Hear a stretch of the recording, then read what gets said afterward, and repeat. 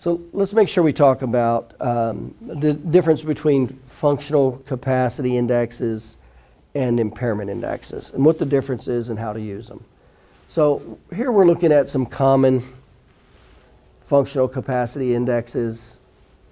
So you get the pain drawing portrait, that's a functional capacity index. The pain disability questionnaire, that's a functional capacity index.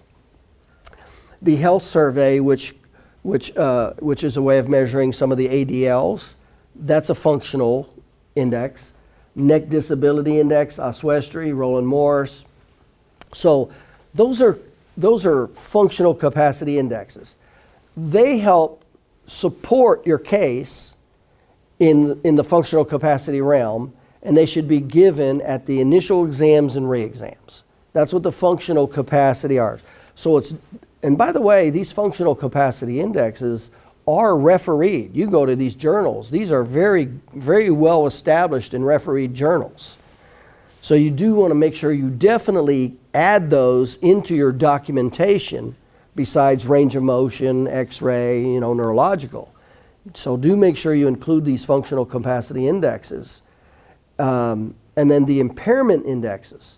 That is the loss of enjoyment of lifetime activity or duties under duress. That is at the absolute end. In other words, we're done with it. We're at MMI, and now we're just going to quantify the ADLs and the restrictions or limitations on that person's life.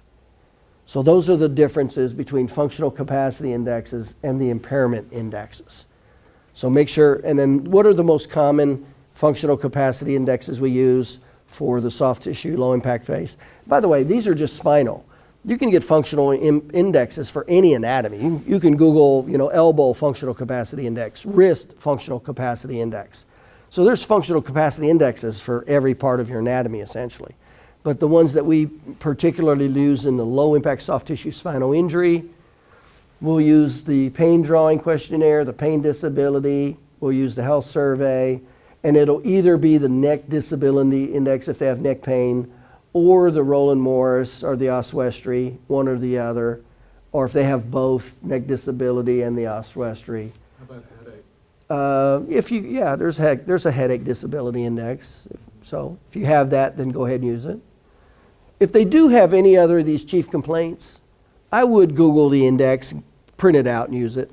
So just be aware of a couple things. There's indexes for every part of the anatomy.